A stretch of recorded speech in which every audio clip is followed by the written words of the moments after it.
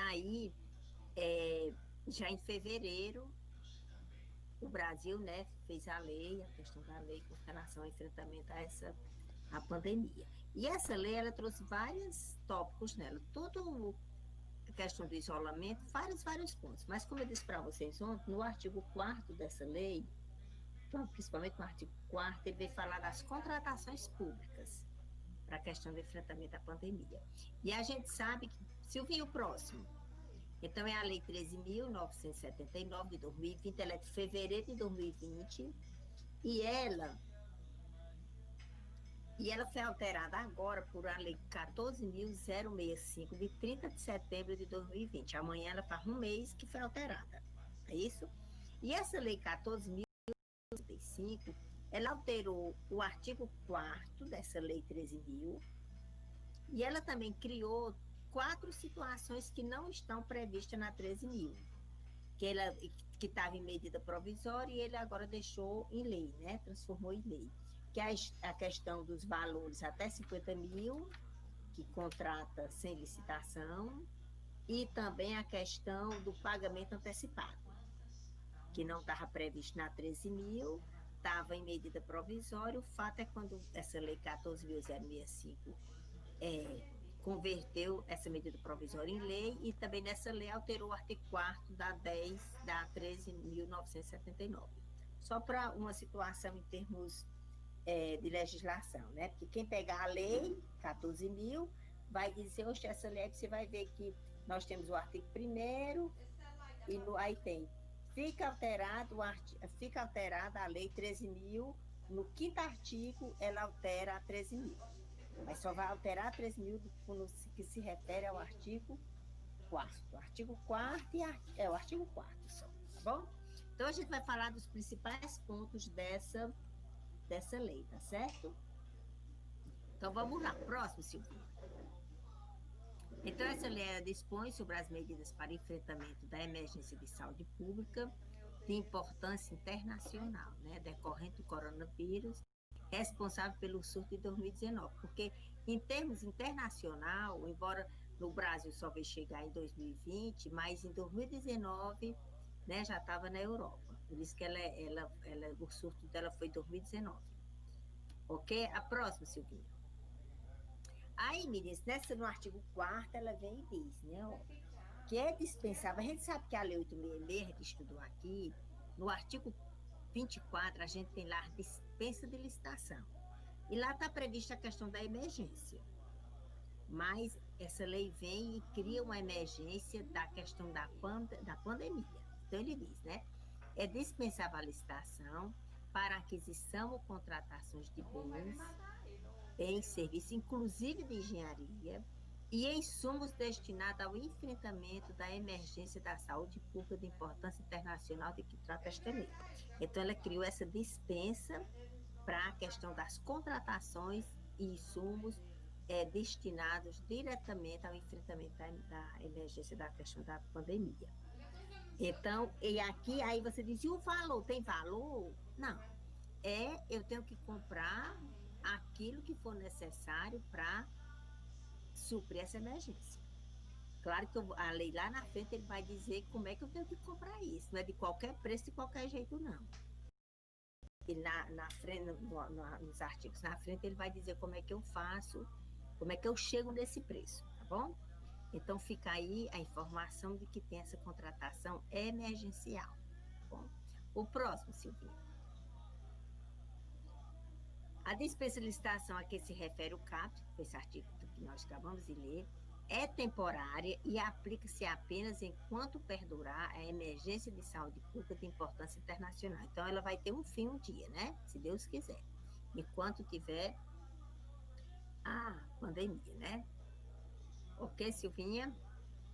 Prazo, sim, aí trouxe uma coisa muito importante, que quando eu faço essa dispensa por emergência, na Lei 866, quando eu faço uma dispensa, eu tenho 5 dias para publicar o extrato dela no Diário Oficial como condição de eficácia. Essa lei também trouxe o prazo de 5 dias para publicar, mas ela deixou claro que essa publicação eu tenho que botar na internet, no prazo de 5 dias. E na internet eu tenho que botar todas as informações dessa contratação. Ele diz, eu tenho que botar o ato que autorizou, o extrato do contrato, a descrição do bem, o valor global, a parcela, os montantes pagos. Aí eu tenho que ficar alimentando essas informações lá, a quantidade entregue. Eu tenho que ficar alimentando isso. Eu publico, fiz uma dispensa por emergência, o valor de tanto, para entregar tanto, e entregou, tenho que ir lá informar que entregou. Paguei, tenho que ir lá informar que paguei. Tem que ficar acompanhado em tempo, aí ele dá 5 dias para prestar essas informações, tá bom? As informações mínimas que deve conter no extrato está no parágrafo 2º do artigo 4º, que é isso que eu estava lendo para vocês. Tem que conter no extrato essas informações mínimas. Está no parágrafo 2º do artigo 4º, tá bom? Ok, Silvinha? Nós já estamos com 13 alunos lindos e maravilhosos. 13 não, 11, né? Saiu e Silvinha da contagem aí. Sim, jovens, atenção. Olha uma coisa que trouxe aqui importante nessa lei. Ela diz, a gente estudou aqui, que a 866, quando uma empresa ela é impedida de contratar com a administração, ela tem essa penalidade. Se ela está com a penalidade de impedimento de contratar, ela não pode mais participar da licitação. Mas o que foi que essa lei trouxe? A lei da pandemia, ela disse que é o seguinte, se houver só um fornecedor daquele produto, mesmo ele estando impedido de contratar com a administração, assim mesmo a administração ainda vai poder comprar dela. Quer dizer, foi uma... Eu penso que foi porque é o seguinte, os grandes fornecedores, os grandes fabricantes, de repente, estavam com impedimento de contratar, aí se não deixasse essa brecha na lei, ficaria sem poder comprar o insumo, né? Ou então ia comprar de atravessador, o fabricante não podia vender direto, aí eu ia comprar do distribuidor e ficava mais caro. Então, o legislador vem e diz, no caso de haver um único fornecedor daquele produto, é admitido contratar ele, mesmo ele estando impedido de contratar com a administração. Então, essa é importante, né? Essa lei também trouxe a possibilidade de adotar o sistema de registro de preço. Ele criou, inclusive, o sistema de registro de preço conjunto. Quer dizer, até, eu não sei se vocês lembram que quando estava no pico da pandemia aí, os estados do Nordeste fizeram um consórcio para fazer a compra, lembram? Eles fizeram um registro de preço que era para todas as cidades do Nordeste. Saiu isso na imprensa muito claro, por conta que a lei possibilitou isso, sistema de registro de preço para atender a vários estados, vamos dizer assim, várias regiões. Essa questão do registro de preço está prevista onde? Eu não botei aí, não foi? Mas vai estar aqui no artigo 4º, em alguma questãozinha aqui. Eu olho já qual é o artigo que fala do registro de preço. Ok? O próximo, Silvinha. Meninos, como fazer a pesquisa de preço para definir o valor da contratação? Eu vou contratar por emergência, eu vou contratar de qualquer preço, de qualquer jeito, só porque é emergência? Não, a lei vem e diz, olhe, você está previsto nas alíneas A, AE, A, B, C, D e E, do item 4 do artigo 4º E. Engraçado que essa lei, ele acresceu, ele é o artigo 4º, quarto A, quarto B, quarto C, quarto D, quarto E, né? Aí é o artigo 4º E, alíneas A até a linha A, E, né? Como é que eu chego no valor estimado? Ele diz, o valor estimado para eu fazer essa compra de emergência, eu vou obter através de, no mínimo, dos seguintes parâmetros. Portal de compra no governo federal. Eu preciso comprar o teste. Eu vou comprar por emergência. Não dava tempo para fazer a licitação, tinha que ser por emergência.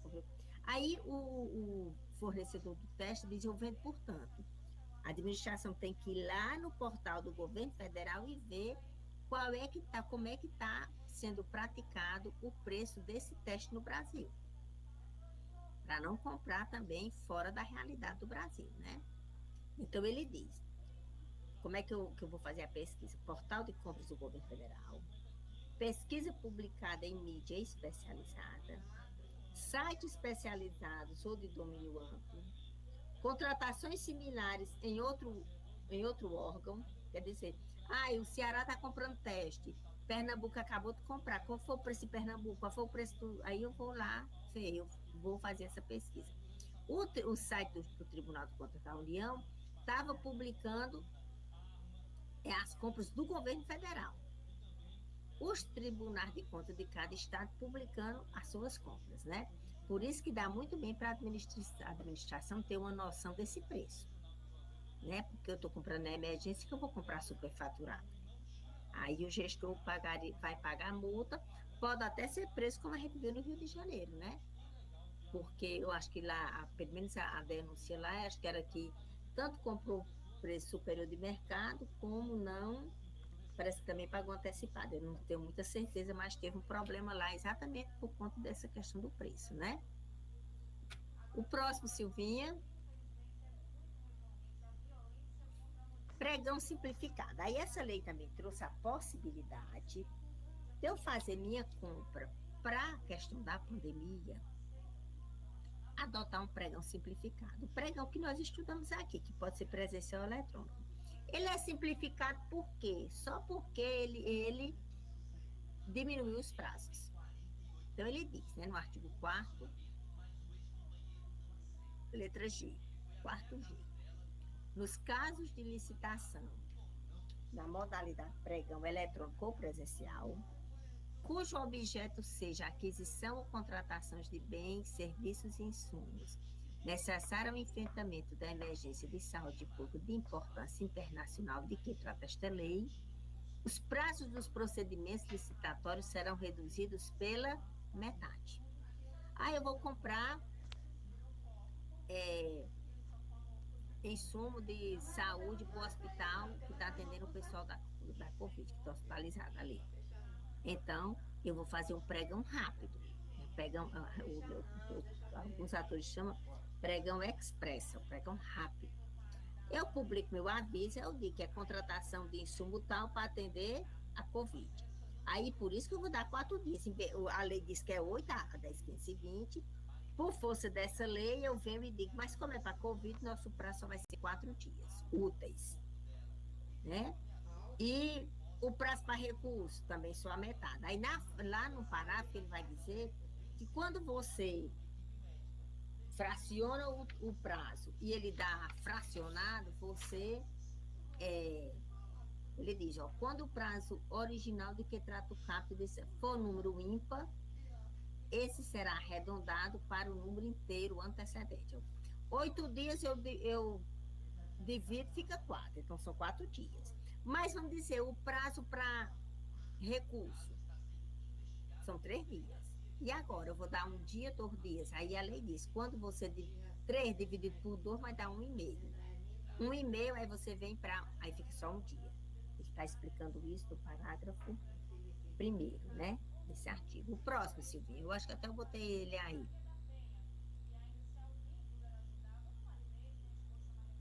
Não botei não. Mas aí o parágrafo 1º é esse que eu li para vocês, viu?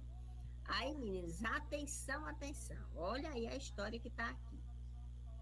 E a apresentação, se eu fico com as letras aqui, mas dá para ler, Silvinha. Atenção, atenção. O que é que ele está dizendo no artigo 4º? E para os contratos decorrentes dos procedimentos previstos nessa lei, quais são os contratos dessa lei? Contratos para Covid. A administração pública poderá prever que os contratados fiquem obrigados a aceitar nas mesmas condições contratuais acréscimos ou supressões do objeto em até 50% do valor inicial atualizado do contrato. Ontem nós estudamos na última lei que a lei diz que o máximo do acréscimo que eu posso fazer é 25%. Lembram disso? Dos contratos normais que não seja para a pandemia, eu só posso acrescer 25%. A lei da pandemia vem e diz, se a contratação for para a questão da pandemia, o contratado é obrigado a aceitar até 50%. Não só mais 25%, é 50% agora. Quer dizer, eu comprei os testes. Comprei 1 milhão de testes. Se a administração precisar, o fornecedor é obrigado a fornecer mais 50%. Então, tem que fornecer mais 500 mil, né? Que é 1 milhão, 500 mil testes. Claro, pelo preço do teste, né? Não é crescer sem também compensar pelo valor de remuneração, não. Eu vou crescer 50% de teste e pagar o equivalente a minha 50% a mais. Mas o fato é que o contratado é obrigado a aceitar. Se ele não aceitar, ele pode receber multa e tudo mais, tá bom? Então, se vocês participarem de uma licitação que for para a história da Covid, aí já sabe essa história. Se é para Covid, tem essa possibilidade de eu ter que obrigatoriamente vender mais 50%, tá bom?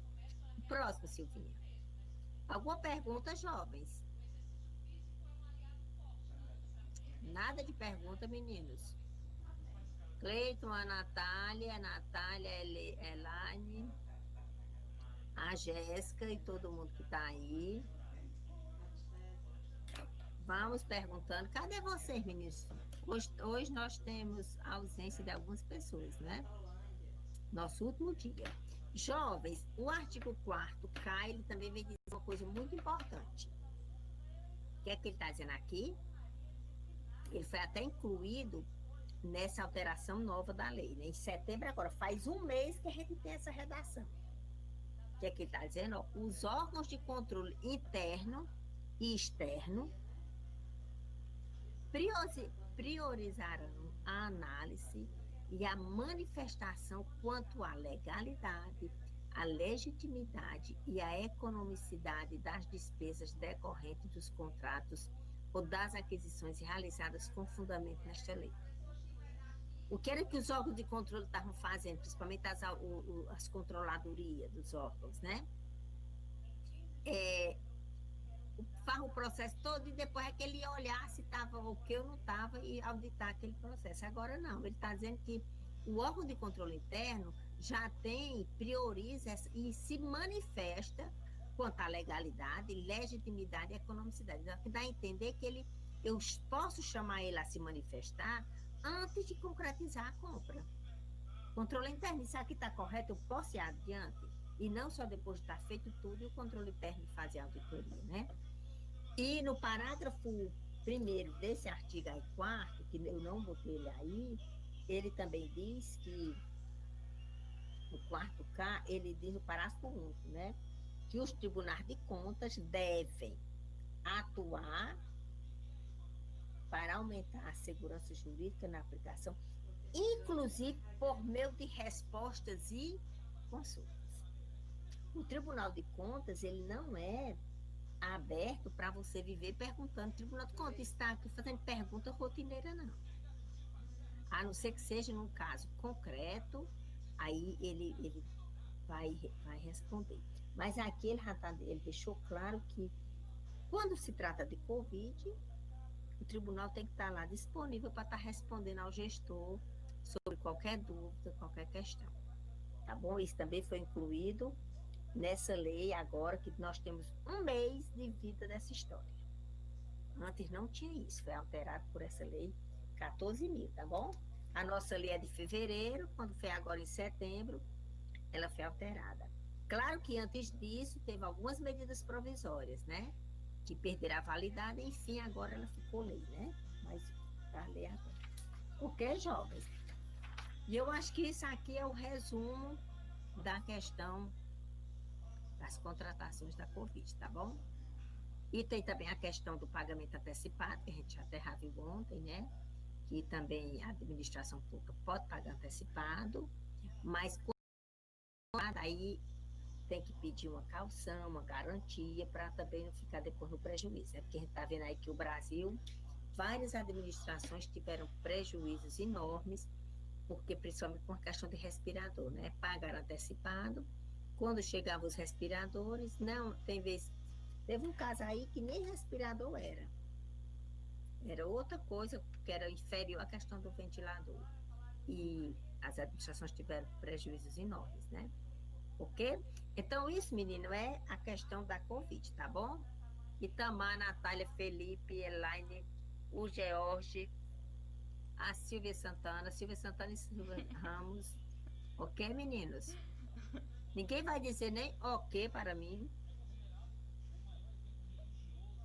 Pois, Silvia, como ninguém diz ok para mim, tu vai botar a nossa apresentação. Pelo menos diga ok, Silvia. Agora, menino, nós vamos fazer uma pequena revisão de tudo que nós estudamos aqui, desde nosso primeiro diazinho de aula, tá bom? Ele dá a introdução. Olha, jovens, nós estudamos aqui durante essas semanas. O nosso curso se propôs a estudar o quê? A estudar as modalidades, a estudar noções de dispensa e inexigibilidade, porque não era só noções de dispensa e inexigibilidade, habilitação, modalidades, resiste preço, a lei complementar 123, noções de contratos administrativos e a lei da Covid. Tudo isso fazia parte desse curso. E assim, eu estou concluindo hoje, pelo menos meu coração está mais ou menos tranquilo, nunca fica 100% tranquilo.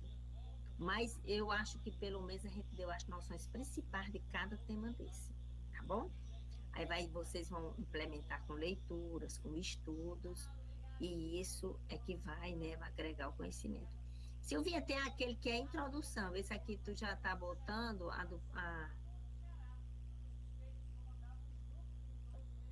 Essa é a introdução. Pois passa o próximo. Essa é a introdução. Pronto, muito bem. Como é normas gerais, né? Que a gente tem. Então, na nossa introdução, a gente falou o quê?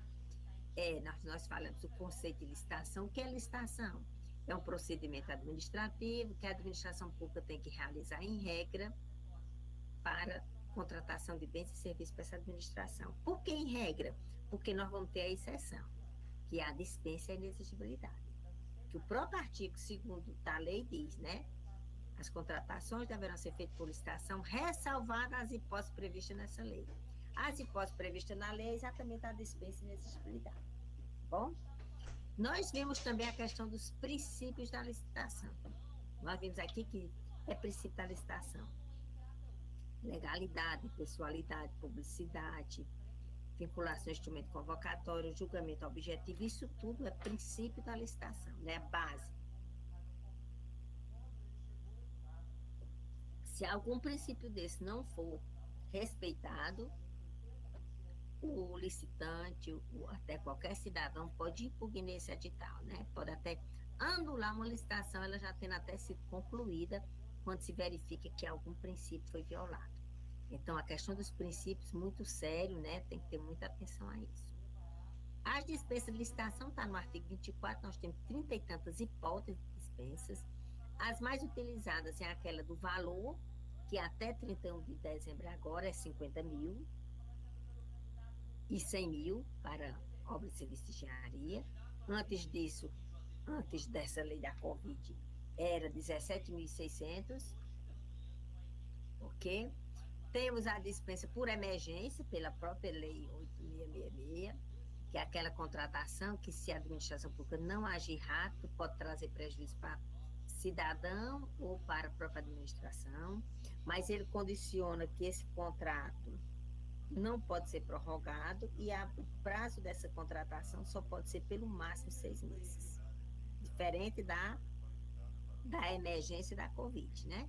Que ele deixou bem mais ampla lá a história. Ok, a próxima, Silvinha, só para a gente ver aqui os tópicos. A legislação que nós estudamos aqui, nós vimos que a Constituição Federal, no artigo 37, inciso 1, é lá onde começa a matriz, é a origem dessa obrigação de licitação. Está lá na lei maior do Brasil, que é a Constituição. Onde lá no artigo 37, que a administração pública, quando for contratar bens e serviços, deve fazer obrigatoriamente por licitação, ressalvadas de acordo nos termos da lei. Aí a Constituição remete para a lei ordinária. A Lei 866 é a lei que está exatamente regulamentando o artigo 37 da Constituição. Né? Então, nós temos essa Lei 866, que é uma lei extensa, e é a lei que vai falar das licitações e dos contratos administrativos. Está tudo nessa lei. Essa lei fala das licitações, dos contratos administrativos e também fala das penalidades, a partir do 89. 89 ele diz, ó, quem dispensar ou inexigir fora das hipóteses legais, independente de multa, pode ser preso. Está lá no artigo 89, certo? Nós temos o decreto, a lei 10.520, que ela criou o pregão, que é a modalidade que veio para ser mais rápida, né? A gente viu aqui, estudou que é a modalidade que tem se demonstrado mais eficiente para a administração pública. Então, a 10.520. A gente vai falar um pouquinho já do pregão. Ok. O decreto 3.555, ele vem falar do pregão presencial. O decreto 10.024, ele vem falar do pregão eletrônico. A lei complementar 123, nós estudamos aqui, que é a lei que fala da microempresa, empresa de pequeno porte. E a lei 13.979 é a lei da história da Covid, né? Que é 2020, as contratações para enfrentamento da pandemia. Tá certo? Então, a base legal tá aí, né? Ok, Silvia. Pode passar o próximo. A gente já entendeu, né? Que licitação esse procedimento prévio, princípio também nós já entendemos e tal. Publicidade, todo mundo já entendeu isso, ok? Agora, se vir, bota aquele de modalidades.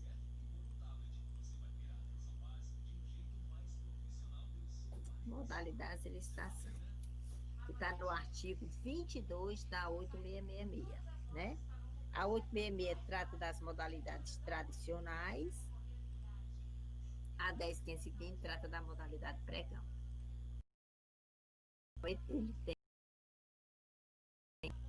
modalidades de licitação. Modalidades e tipos de licitação. As modalidades, quais são? Nós estudamos aqui. Concorrência, está no artigo 22 da 866. Concorrência, tomada de preço, convite, concurso, leilão e pregão. São as modalidades da 866. Claro que a gente tem a RDC, que é para contratações, regime diferenciado de contratação, que não está no nosso programa aqui, a RDC, né? Que é mais para a questão de obras. Tá bom? Então, a gente viu aqui que a concorrência, a tomada de preço e o convite, a administração decide por essa modalidade, levando em consideração o valor estimado da contratação. Aí, no artigo 23, ele traz uma tabelinha de valores. Se vier, bota aquela tabelinha, só para a gente rememorar aqui. Pronto, a tabelinha de valores. Ó. Contratação. O convite, né? É de 17.600 a 176.000. Essa dispensa é 10% do valor do convite. Só que, por força da lei da pandemia, ele vem e diz, a dispensa até 31 de dezembro ficou 50 e 100 mil. Então, até 31 de dezembro, por força da lei da pandemia, aqui é 50 e aqui é 100. Tá certo? Aí o convite é de 17.600 até 176. Se for compras e serviços que não seja de engenharia. Obra e serviço de engenharia, ele bota 33 e 330. Até 330. O prazo para acontecer o convite, a gente estudou aqui, 5 dias úteis. Prazo para resolver com 5 dias úteis. É aquela modalidade que a administração pública chama quem ela quer, convida no mínimo 3. Que é aquela modalidade que eu disse aqui para vocês, que historicamente é a modalidade que teve muito desvio com essa história desse convite, né? Porque a administração pública convidava quem queria, e aí muitas vezes havia combinação de preço entre empresas, então os tribunais de contas estavam muito em cima da questão do convite. A questão do convite atualmente está sendo muito pouco utilizada, né? É muito pouco utilizada, e até mesmo também porque antes da lei da transparência, o convite pela lei, ele não é obrigatório publicar o convite em diário oficial e nem em lugar nenhum. Só deve afixar em local apropriado. Depois da lei da transparência, eu tenho que botar meu convite aonde? No site do tribunal. Então, todo mundo ficou sabendo do meu convite. Então, essa possibilidade de combinação de preço no convite diminuiu muito, né? Depois da lei da transparência. Mas há uns 10 anos atrás, há uns 15 anos atrás, era muito complicado isso. A tomada de preço é aquela modalidade que vai de 176 mil. Isso é o valor estimado. Eu preciso comprar 5 veículos. Aí, como é que eu chego no valor estimado, meninas? Fazendo uma pesquisa no mercado. Eu posso pedir orçamento da fornecedor, eu posso ir no site das compras públicas e ver qual é o preço daquele carro para eu chegar no meu valor estimado. Eu chego no valor estimado que meus carros vai 170 mil. Aí eu venho para cá, 170 mil, eu posso fazer um convite. Eu posso fazer uma TP, eu posso fazer uma concorrência, mas eu posso fazer um convite. Se for mais de 76 mil, o convite eu já não posso fazer. Eu tenho que fazer uma TP ou uma concorrência, ou então um pregão. Tá entendendo? Então, essa tabelinha é para eu ver, de acordo com o meu valor estimado, para que eu venha e enquadre a modalidade a ser adotada. Então, aí a tomada de preço. Qual é o prazo para acontecer ela? 15 dias. Se o critério de julgamento for menor, preço.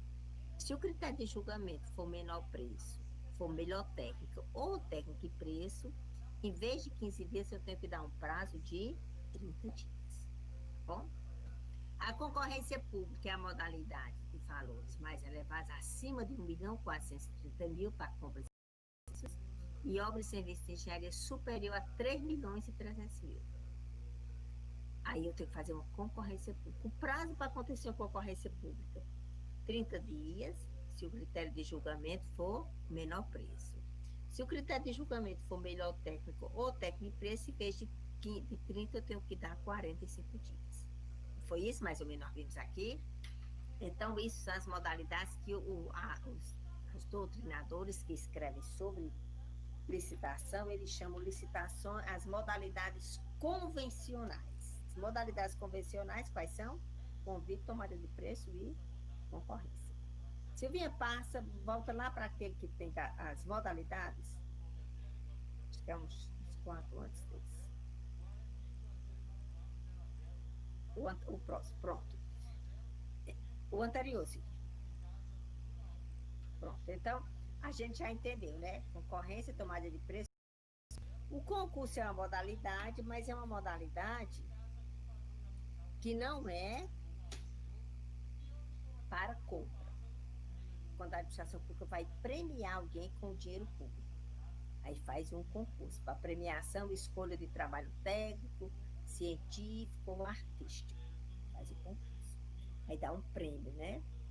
Muitas vezes o concurso é utilizado para escolher projeto de arquitetura. Aí tem. O melhor projeto de arquitetura faz um concurso de projetos. Eu não sei se vocês em Fortaleza, se vocês já tiveram experiência de virem nos espaços chamados CUCAS, Centro Urbano de Cultura, Arte. São 4 CUCAS, eu acho que tem. Inclusive, eu já dei uma assessoria lá, já trabalhei lá para eles. O que foi que aconteceu? Aqueles espaços ali dos CUCAS, em Fortaleza, que tem quadra de esporte, ele é lazer, cultura, tem várias atividades nessa área, um projeto muito interessante, né? Exatamente para atender a questão da criança, ter a criança de rua, essa questão. E mais o fato é que aquele projeto dos Cucas, a prefeitura, na época, fez um concurso público para escolher o melhor projeto para construir os Cucas, quer dizer, o projeto de arquitetura. Aí quem ganhou foi até uma empresa, acho que foi de São Paulo, um escritório de São Paulo. E daí é interessante que no concurso, desse sentido, você participa com o nome falso, não é o nome do arquiteto. Ele manda aquele projeto dele, a comissão vai dizer daqueles projetos que estão ali qual é o melhor. Quem é o dono do projeto 1, o dono do projeto 1, o dono do projeto 3? Aí tem só, o dono do projeto 1 é arquiteto B, o 2 é arquiteto... Você não sabe o nome do arquiteto. Porque se revelar o nome do arquiteto, pode induzir aquela banca a dizer, aí, mas é o escritório do Fausto Nilo. É um arquiteto renomado, né? Muito bom no Ceará, todo mundo conhece, muitas pessoas conhecem a questão do trabalho do Fausto Nilo. Aí já queria achar que, como aquele projeto do Fausto Nilo, de repente me tendiciona a achar que é melhor do que o outro. Aí no concurso, não pode revelar o nome da pessoa. Depois que é feita a pontuação, escolhe quem é o melhor projeto, aí depois de escolhido, agora vamos ver quem é o arquiteto que está por trás dessa história aqui. Aí é que é revelado o nome do arquiteto. E também na questão desse concurso, quando é concurso de... O profissional, ele doa, ele recebe um prêmio por aquele projeto, mas aí ele doa os direitos autorais daquele projeto para aquela administração. Aquele projeto, aquele arquiteto não pode vender para outra pessoa, né? Ele doou os direitos autorais. Só que doa com as restrições também, claro que o poder público não vai poder alterar o projeto dele, né? Tem todas as questões, mas ele não pode mais vender aquele projeto para outro cliente, né? Tá bom? Meninos, o leilão. Vocês estão entendendo, jovem, essa história de hoje? Alguém diga pelo menos sim ou não. Hein, Felipe? Cadê o seu José? Parece que você, Liduína, Paula, parece que vocês hoje me abandonaram. Como é que Seu pode? José já está aqui. Muito bem, seu José. O Felipe. Cadê o engenheiro? Nós temos um engenheiro aí na turma. Mas muito bem, jovem. A Natália, né? Não, a Natália não está hoje, eu acho. Mas o Marcos Rodrigo, né? A Cristina entrou nesse instante aí. Muito bem, meninos. Eu acho que vocês estão entendendo aqui nessa nossa conversa, né? Foi a nossa conversa quase nos primeiros dias de aula, foi essa história aqui que a gente falou, né? Então, a gente aqui que leilão é uma modalidade, mas que ela é adotada quando a administração pública vai fazer o quê? Se desfazer do bem dela. Bens e serviços para a administração pública vai fazer o quê? Um leilão. Onde eu só posso vender quem der o maior preço. Né? O critério de julgamento do leilão é maior lance. O pregão é a modalidade que foi instituída pela 10.15.20, é a modalidade que veio vindo do ano de 2002, e ela surgiu como uma modalidade para tornar a administração pública mais eficiente na questão das contratações públicas, né? Então, ela veio com toda uma filosofia diferente. Começou que ela não tem limite para fazer pregão. Faça o pregão de 100 mil, quando fazer o pregão de 100 milhões. O que faz eu decidir pelo pregão é o que eu for comprar for bem e serviço comum. O que é bem e serviço comum é o bem e o serviço cuja especificação eu encontro no mercado através de especificação usual no mercado. O decreto 3.555, que fala do pregão presencial, no início ele até trazia uma relação de exemplo do que era bem comum. Aí lá tinha água mineral, alimentos, gás, é, material de escritório, é, aquisição de eletrodoméstico, tudo isso é comum no mercado. Claro que agora no meu edital eu vou dizer, definir o que é que eu quero para ação. Mobiliário é comum no mercado. Mesa é mobiliário, é comum no mercado. Agora, cabe no meu termo de referência eu definir a mesa que eu quero comprar. Se é uma mesa com melhor qualidade, com péssima qualidade, vai depender da minha especificação, tá bom? Mas o fato é que é comum no mercado. Então, o pregão, ele veio com essa questão, para ser bem serviço comum no mercado. Esse pregão são 8 dias, ele inverte as fases. Dessas modalidades tradicionais, que é a concorrência, a tomada de preço e o convite,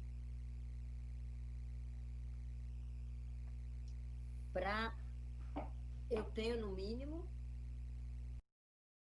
2 fases, né? Habilitação e proposta, se o critério for menor preço. Se o critério for melhor técnico ou técnico de preço, eu vou só botar uma guia para mim. Se o critério de julgamento for melhor técnico ou técnico de preço, em vez de eu vou ter 3 fases, né? Vou ter a habilitação, a proposta de preço, a proposta técnica e a proposta de preço. Quando o critério de julgamento é menor preço, eu só vou ter 2 envelopes, habilitação e proposta. Então, o pregão é a modalidade que sempre eu vou ter só 2 envelopes, habilitação e proposta. Mas, mesmo assim, o legislador disse que eu inverto essas fases. Nas modalidades tradicionais, primeiro eu abro o quê? A habilitação. No pregão, eu abro primeiro as propostas. Certo? Eu abro primeiro as propostas. Eu só vou abrir a habilitação daquele que venceu o lance, né? Ok? Silvinha, bota aí a apresentaçãozinha resumida do pregão. Está lá para o final. Só para a gente...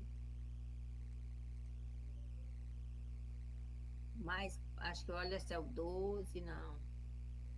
Pronto. Leilão, pregão, pronto. Anterior essa daí, ou depois dessa. Pregão, pronto. Pregão, aquisição de bens e serviços comuns, né, onde a disputa se dá através de licitação pública por meio de propostas e lances. Então, o pregão, ele veio com essa história. Primeiro, eu abro as propostas. E ainda tem a possibilidade do licitante, do fornecedor, do participante, fazer o quê? Brigar no preço. Enquanto que as modalidades tradicionais, não acontece isso. O envelope vem fechado e a comissão vai abrir. Aquele que for o menor preço daquelas propostas que estão dentro dos envelopes vai ganhar. No pregão, não. Eu abro e agora as empresas vão poder brigar no preço. Vão poder dar lances, né? Silvinha, bota aí a apresentaçãozinha pregão presencial. Tem uma apresentaçãozinha só pregão presencial. Tem o pregão eletrônico e o pregão presencial. Só para a gente rever aquela história de quem pode dar lance. É 10%, né? Se não tiver 3 propostas, as 3 melhores propostas vão dar lance. Lembra dessa história? Silvia, ele só tem assim, pregão presencial. Olha se tu encontra ela.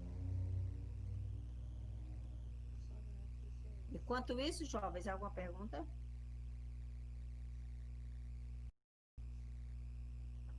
Esse mesmo, Silvinha. Ótimo. Pode passar. Então, pronto. Aí, ó. O anterior, pronto. Quem é que dá lance no pregão? Recebendo os envelopes. Primeiro faz o quê? A abertura de todos os envelopes de proposta de preço dos licitantes credenciados. Então, o pregão também, ele teve aquela história do credenciamento. Que o credenciamento do pregão presencial, como é que se dá? O representante tem que provar que tem poderes de dar lance, né? Está ali representando a empresa. Então, aqueles que estão ali com seus envelopes, podendo representar as empresas, eu vou abrir primeiro a proposta dele, todas as propostas. 100 empresas, eu abro as 100 propostas. E agora eu vou olhar se aquelas propostas atendem o meu edital. Aquelas que não atenderem, eu desclassifico. Aí, daquelas que estão classificadas, que atendem o edital, eu vou olhar quem é que vai poder dar lance. Bota o próximo, Silvinho. Aí a lei vem e diz, está na lei, no artigo 4º da 10.520, ele diz, né? O autor da oferta de valor mais baixo e o das ofertas com preço até 10% superior àquela, a menor, poderão fazer novos lances verbais e sucessivos até a proclamação do vencedor. Passa o primeiro exemplozinho aí, Silvinha. Na sequência tem o próximo slide. Exemplo 1. Vamos dizer que vieram aqui participar desse pregão 9 empresas. Uma colocou 100, quando a proposta inicial, eu abri e me deparo com essas questões iniciais, essas propostas iniciais. Aí 100, 101, 103, vai. Aí eu pego 100, 10% de 100 é 110. Aí eu venho aqui, olha, qual é a que pode dar lance, é até a empresa 6, ó. A 7, a 8 e a 9 já não podem dar lance, elas ficaram fora dos lances. Aí eu começo perguntando, né? Empresa 6, que foi 110, você tem um lance menor do que 100? Vamos dizer que ela disse, tem um 99. Aí agora eu venho para a empresa 5. Empresa 5, você tem um lance menor do que 99? Ela vai dizer, tem um 95. Aí eu falo, empresa 4, tem um lance menor do que 95? Aí ela dá o lance. Empresa 3 tem um lance menor e assim vai, perguntando. Tem um momento que alguns vão desistir. Não, eu não tenho mais lance. Aí para naquele lance que ele ficou. E no final a gente fica com duas brigando em preço. Quando uma parar, quem ganhou é aquela que ficou com o lance menor. Aí ela ganhou o pregão na questão de lance. Mas mesmo assim a lei diz que eu tenho que ver se esse valor é um valor aceitável. Não é porque ela ganhou, ninguém mais baixou o preço dela, que agora ela ganhou, não. Ela foi o arrematante em termos do preço, mas agora a administração pregoeiro vai olhar se o valor é aceitável. Aceitável em relação a quê? Em relação ao valor estimado da administração. Vamos dizer que depois que termina essa negociação, parou em 90 mil. Agora o pregoeiro vai olhar se esse 90 mil é aceitável. Em relação ao quê? Ao valor estimado do termo de referência. Vamos dizer que o valor estimado lá seja 92. Então, 90 está menor do que 92. Então, é um valor aceitável. Aí eu aceito o valor. Aí agora eu vou olhar a habilitação só dessa criatura. Só foi ela que ganhou. Se eu olhar a habilitação dela e tiver tudo ok com ela, ela foi a vencedora do pregão. Se ela tiver com documentos errados, não tiver atendido o edital no que se refere à habilitação, nós vamos já resumir o que é essa habilitação, aí eu inabilito ela, aí eu vou ver quem é meu segundo lugar e negociar com ele diretamente assim sucessivamente, ok? Lembra dessa nossa história aqui? A gente falou do pregão presencial. Okay. Silvinha, volta para o anterior. Aí no anterior ele diz, ainda no parágrafo 4º, né? Quando eu venho para a questão dos 10% e não tem pelo menos 3 propostas dentro do 10%, aí ele diz que eu pego as 3 melhores, independente do seu valor. Então, esses 3 aqui vão poder dar lance. Vai lá para o exemplo 2, Silvinha. Faça o próximo e o próximo. Exemplo 2, pronto. Vamos dizer que vocês vieram aqui para o pregão presencial e deparamos com a seguinte história.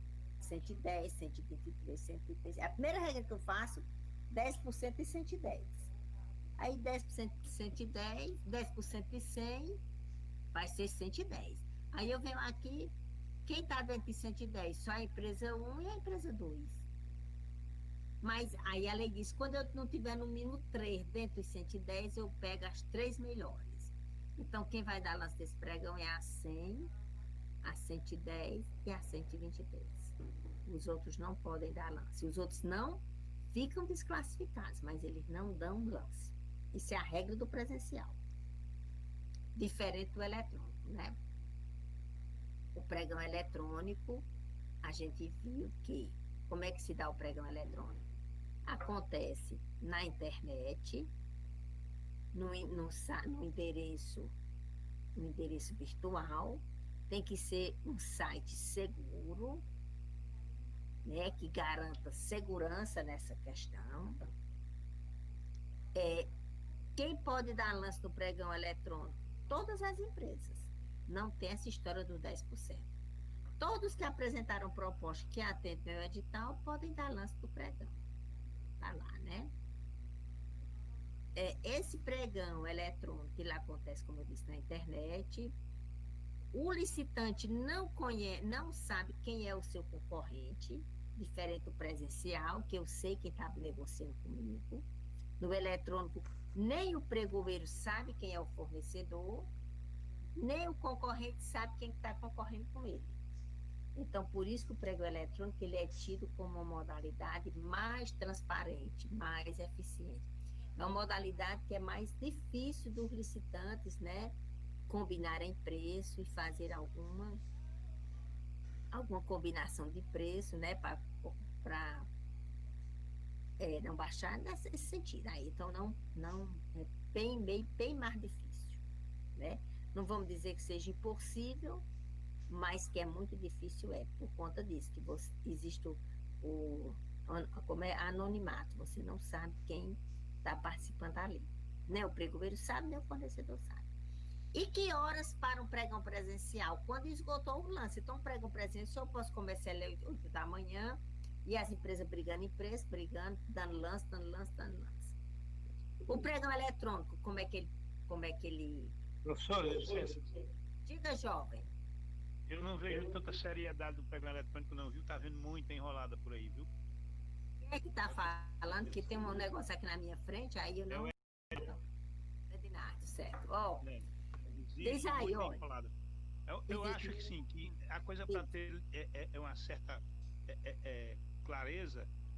Primeiro, eu acho um erro já começar sem saber com quem é que está concorrendo. Você entra no anonimato. Aí você é muito, no meu caso, a minha empresa, eu sou muito prejudicado, porque a gente não sabe com quem está concorrendo. Quando a gente se depara, a gente está com 5 ME na nossa frente, a gente nunca vai conseguir ganhar nada. Eu acho que o pregão é presencial, ainda existe mais seriedade do que o eletrônico, viu? Eu já fui vítima de estar no segundo colocado e o quinto colocado ganhar de mim. Eu não sei qual o motivo que o pregoeiro usou, mas eu perdi. Mas aí, olha, você disse que não está sabendo porque perdeu, mas o pregoeiro tem que motivar porque que ele desclassificou você.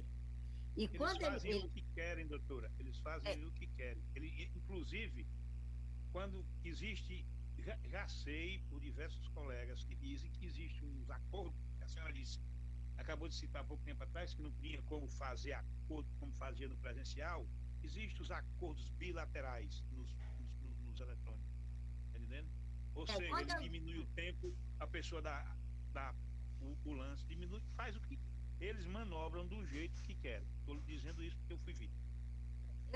Assim, a experiência que eu tive, porque quando assim, começou o pregão eletrônico, a primeira secretaria a fazer pregão eletrônico no governo do estado foi a saúde.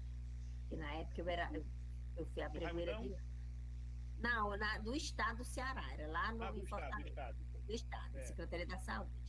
E daí a gente implantou o pregão lá. O que era que acontecia?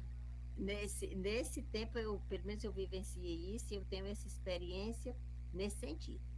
Quando apareceu uma licitação de muitas, ia fazer licitação de medicamentos, por exemplo. Existem muitos fabricantes, muitos distribuidores, então era uma licitação com muita participação.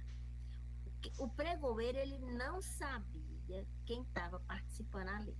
Durante a fase de lance, ele não sabia. A gente usava o Comprasnet, que é o sistema do governo federal. Aí, não sabia. O pior, doutor, é que já apareceu muitos sistemas paralelos. O Comprasnet é uma coisa séria, você está entendendo? Do governo federal, do Brasil. Aí eu sei que, mas tem outros que tem uma tal de BBMnet aí que não vale nada. Pois aí, Pois é, a lei Só para a diz senhora que... ter uma ideia, eu vou citar aqui números mais concretos. Eu dei um lance de, num edital, num pregão na Zona Norte, eu dei um lance de 44 mil num carro pequeno e eles simplesmente classificaram 49. Aí eu estava na região, eu estava em Sobral e foi em Forquilha, vou citar logo o nome. Aí eu corri para a comissão e perguntei como é que o menino tinha me mandado a tela do pregão. Eu disse, como é que pode, meu amigo? Que vocês estão usando 2 pesos, 2 medidas, meu lance foi o mais barato e vocês classificaram com mais caro. Aí foi que disseram, não, é porque deu um problema no sistema e vira e mexe e mexer. Eu sei que eu terminei ficando com o lote, mas fui para a briga e fui de corpo presente. Pronto, o senhor teve que fazer. Aí tem que ver esse sistema. O Tribunal de Contas está muito atento à questão desse sistema, porque a lei diz que você tem que usar um sistema seguro, dotado de recursos de criptografia. E a próprio decreto do governo federal diz que o sistema do governo federal, o governo federal disponibiliza custo zero para administrações dos estados e municípios usarem. Quer dizer... esses outros aí o cara paga por pregão, se vencer 750, 600 reais, tá entendendo? Aí paga, tem até, quem usa o pregão da Bolsa de Valores tem que pagar um percentual à Bolsa de Valores. Isso tudo você agrega preço, então você vende mais caro para a administração, porque você vai ter que pagar. Então eu vejo o seguinte, que o Comprasnet e o Banco do Brasil, sistemas seguros, e é o sistema que eu digo, que eles, aí claro, se você for desclassificado, o pregoeiro tem que motivar o ato da desclassificação, e você tem direito ao quê? A colocar a intenção de recurso, e você tem direito a questionar aquele julgamento. Então, né, quer dizer, a lei dá todo esse amparo aí. Se há algumas questões, alguns pregoeiros, algumas administrações desvirtuam a coisa, então, mas é tudo, a lei tem remédio jurídico para isso, né?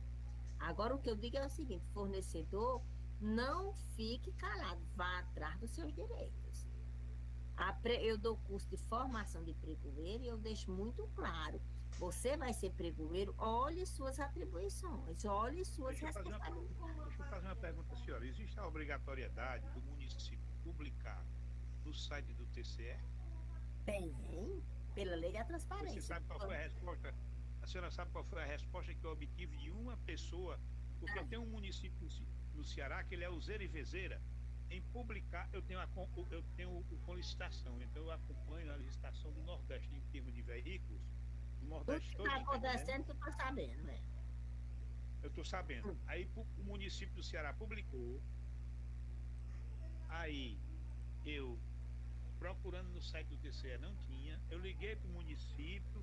A desculpa que deram é que deu um problema lá no sistema e que eles não tinham conseguido colocar no site. Eu liguei o TCE e perguntei, moça, eu quero que você me passe com uma pessoa que tenha conhecimento de causa para me esclarecer um fato. Eu tenho um problema aqui com o município, que já por 3 vezes ele lança um pregão e nunca colocam no site do TCE. Aí passou lá para uma pessoa, ela se identificou, não sei também quem era, não me lembro o número, tem uns 4 meses. Ela simplesmente disse, meu amigo, a única obrigatoriedade da Lei 8666/93 é que o município publique num jornal de grande circulação, o Povo ou o Diário ou o Estado. Eu digo, e a questão de colocar no site do TCL, se ele paga uma multa de R$400. Aí eu fui e citei, digo assim, então a senhora quer combinar comigo? E se eu tiver interesse no pregão, for 10 carros, eu assumo a multa e ele não publica para ninguém tomar conhecimento. Eu ia dizer, quando tu estava falando aí, eu quis lhe interromper para lhe dizer isso. O que é que acontece? O Tribunal de Contas criou essa obrigação de tem que dar, e ele diz, quem não fizer isso vai pagar uma multa. Só paga a multa mesmo, nada mais. Mas deixa eu lhe dizer uma coisa, a questão que o Tribunal de Contas, como uma vez eu dei um curso e um rapaz estava na sala de aula e disse, olha, no município tal, o gestor acha melhor pagar a multa e não publica. Se um gestor prefere pagar a multa e não publica, esse gestor não está agindo corretamente, ele não é um gestor sério. Ele não está querendo transparência nas questões das compras deles. O fato é esse. Só que o tribunal, ele fica olhando isso. Por que você, tudo bem, aconteceu, toda a vida pública aconteceu um eventozinho que não publicou, aí vai, pagou a multa, mas aí, por que é que você não publicou? Ah, é porque realmente, quando esse dia o sistema cair, aí ele tem que provar tudo isso. Quando o gestor fica só pagando multa por conta disso, o Tribunal de Contas vai dar em cima, com certeza. Ele vai ter 5 anos para ficar fiscalizando esse processo e vai chegar Até um lá, dia. deve deixar de vender umas 10 ambulâncias no município. Aí é ruim para mim, né? Tu tá entendendo? Então é isso. E a, Estou entendendo. e a publicação do pregão, onde é que eu publico? Na internet, quer dizer, antes, o site do tribunal está lá, que é a internet. Mas também eu tenho que publicar na internet da administração, no site da administração. Se o pregão é eletrônico, também é publicado no sistema. Por exemplo, se eu faço meu pregão pelo Comprasnet, olha só, como o Comprasnet, eu acho o Comprasnet um sistema que não é perfeito, porque é perfeito só Deus, né? Mas ele tem muitas vantagens. Olha, o Comprasnet, se o senhor é cadastrado, tem senha no Comprasnet, tem SICAF e senha para participar, entrar no sistema do Comprasnet, quando qualquer administração do Brasil estiver fazendo um pregão pelo Comprasnet, de veículo, o Comprasnet manda para o seu e-mail que vai ter uma licitação pregão eletrônico, né? Assim o senhor usa o Comprasnet? Não, e outra coisa também, é assim, quando Então, quando é com compra certeza, aqui no Banco do Brasil, eu faço o seguinte, eu busco o edital no próprio sistema. Eu busco o edital no Comprasnet ou então no Banco do Brasil, com a senha eu vou ter um acesso ao edital, porque eles têm que colocar lá no Banco do Brasil, o edital. o edital na íntegra, é verdade. Isso. Uhum. Aí eu vou e cato lá. Tanto, mas os outros sites não disponibilizam. Pronto, aí esses sitezinhos que tem aí, que estão aí no meio do mundo, eu acho que daqui a um tempo você vai começar a ver aí os Eu tribunais de acredito que contas vai haver uma fiscalização mais séria. com certeza. E essa história que o município diz, ah, mas eu vou usar um sistema porque eu não tenho sistema, eu vou usar esse. O governo federal, gente, disponibiliza a custo zero para as administrações. Não é desculpa não fazer pregão eletrônico, porque o governo federal disponibiliza o Comprasnet, né? Tá certo? Então, me diz, mas de qualquer maneira, o pregão eletrônico ele tem que ser demonstrado nesse sentido, ser mais sério e tudo mais. Claro que tudo pode melhorar, né? Claro que tudo pode melhorar e com certeza o avanço vem nesse sentido. Uma coisa também que o decreto do pregão eletrônico trouxe é a questão de os municípios, né, terem que fazer pregão eletrônico quando o recurso for de transferência voluntária, né? Lembra disso? Ele é preciso fazer pregão eletrônico. Ficou essa história. Então, menino, mas voltando aqui para o pregão presencial, é essa questão aqui, né? Aí eu faço o lance, quem ganhou, eu vou abrir a habilitação só de quem ganhou. Bom, o pregão eletrônico, como eu estava dizendo, acontece na internet, e o tempo do pregão eletrônico é o tempo. Aí o pregão eletrônico ele pode ser aberto e fechado, lembra disso? O aberto, a cada 2 minutos, se tiver lance, o sistema prorroga 2 minutos, 2 minutos, 2 minutos, 2 minutos, 2 minutos. Então, pode ficar muito tempo esse pregão aberto. Então, estão aqui dando lance. Aí, com 1 minuto, ninguém deu lance. Está bem perto de fazer 2 minutos, alguém dá lance, aí o sistema prorroga por mais 2 minutos. E mais 2 minutos, e mais 2 minutos. Se ele é aberto, é assim. Se ele é fechado, aberto e fechado, eu deixo ele por 10 minutos, eu acho que é 10 minutos primeiro, 10 minutos, o tempo normal, 15 minutos, tempo normal. Quando passa os 15 minutos, entra em 10 minutos aleatório, aí fica por conta do sistema. Qualquer momento o sistema para. Quando o sistema parar, quem tiver o menor preço naquele momento foi o vencedor do preço. O pregoeiro vai fazer a análise do preço, se é o preço está bom. Aí quando o sistema para, aí ele já revelou o fornecedor. Agora eu sei que foi o seu Geórgio vencedor, o CNPJ da empresa, eu fico sabendo de tudo. Durante o lance é que eu não sei. Fechou o sistema, eu sei. Ok, meninos? Então, isso foi mais ou menos pregão. Alguma pergunta com relação a pregão, jovens? Vocês lembram ainda? Querem mais alguma explicação? Sim, a documentação do pregão eletrônico, como é que eu mando? O decreto 10.024, que é o decreto de 2018, 2019, ele diz que agora a habilitação, é isso, Edna? A habilitação eu mando junto com a proposta. Quando eu mando minha primeira proposta, eu já tenho que mandar minha habilitação. Porque acontecia muito o quê? As empresas ganhavam, aí tudo bem, o que o senhor Ednardo estava dizendo, pode proceder. Como era antes, se o Ednardo ganhava, aí ele tinha 2 dias para mandar a habilitação, aí ele pegava e não mandava. Por não dizer que não é o caso dele, mas o exemplo, ele poderia ir para um segundo lugar e dizer, não, eu não mando a habilitação, eu sou inabilitado e tu ganha com um valorzinho melhor. Aí, para evitar isso, o que que acontece? Agora, a proposta de preço tem que mandar no mesmo momento que mandar a habilitação, no mesmo momento que mandar a proposta de preço. Já foi um avanço, que estava acontecendo isso, das empresas que ganhavam, arrematavam, não mandavam a documentação, a administração ia para o segundo lugar. Com certeza comprava mais caro do que o primeiro, né? Aí estava acontecendo isso, melhorou essa questão, tá bom? Mais alguma coisa, jovens? Meninos, aí nós vimos que